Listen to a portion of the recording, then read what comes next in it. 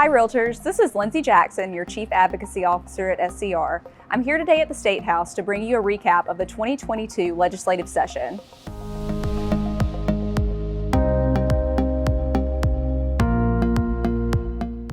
The second regular session of the 124th General Assembly officially adjourned Sine Die on May 12, 2022, meaning we have completed the regular session. The House and the Senate have had major change-up in leadership and chairmanships in both bodies and have both taken up many pressing issues this session.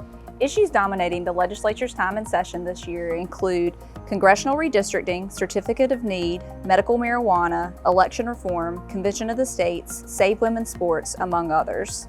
Pursuant to the Sine Die resolution, both bodies will return twice in June to take up issues spelled out in the resolution, including the state budget, conference committees, appointments, and vetoes. It being the second year of a two-year session, this means that any legislation that did not pass in the 2021 or 2022 session will have to be refiled and moved through the legislative process in the upcoming session. Following interrupted sessions due to COVID-19, the General Assembly still faces many lingering issues on top of conducting the state's regular business. However, SCR continues to work with our lawmakers to make sure our priorities are heard. I'm happy to announce that many of our priorities made it across the finish line and passed into law this session. S 1031, now Act 213, is the qualifications for the Office for the Register of Deeds. This bill sets out education and experience-based requirements for the Register of Deeds and allows for a fair and legal process for removing an individual from the office if the office holder does not fulfill the duties of the role. The bill was passed by both bodies and was signed into law by Governor McMaster on May the 23rd. The effective date of this legislation is June 22, 2022. H 3524, now Act 144, Prohibition of Eminent Domain for Petroleum Pipeline Companies, would extend the moratorium to prohibit private, unregulated petroleum pipeline companies from exercising eminent domain powers. The moratorium would be extended through June 30, 2024. The bill was signed into law by Governor McMaster on April 25th. S 108, now attached to H 3055, regarding updated Lidar flood mapping.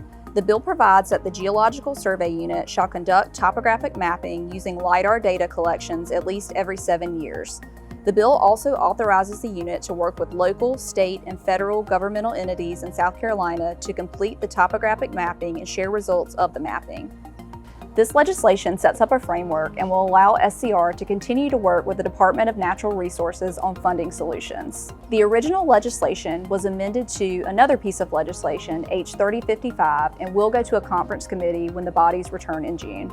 A few other issues of interest this session include S 158, now Act 167, regarding real estate broker CE exemption. This bill allows for persons 65 or older with 25 years of experience in South Carolina to be exempt from continuing education requirements. The bill was signed into law on May the 16th and goes into effect immediately. H 3291, now Act 219, relates to trespassing and the posting of notice of trespassing so as to allow for a different method of the posting of notice involving clearly visible purple painted boundaries.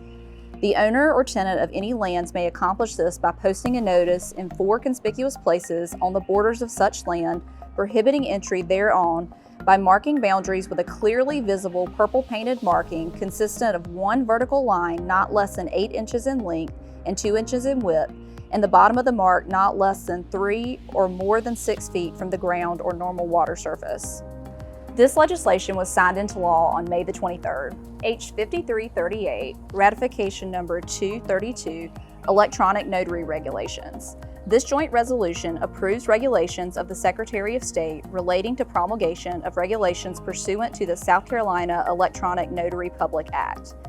The South Carolina Electronic Public Notary Act was signed into law on May 18, 2021. This act provides for notarial acts that can be performed electronically, restrictions for the performance of electronic notarizations, and the requirement to complete an electronic notarization. The Act further sets forth the procedures and requirements to become an electronic notary public and to be registered as an electronic notary public solution provider. The joint resolution sets forth the administrative rules that must be in effect for the electronic notary process. This legislation went into effect on May the 16th. So that's a wrap for the 2022 session. I'd like to thank you all for your continued support and dedication to the industry. We've had a very successful year thanks to the hard work of the SCR Legislative Committee chaired by Realtor Drew Street, your SCR leadership team, and of course all of you.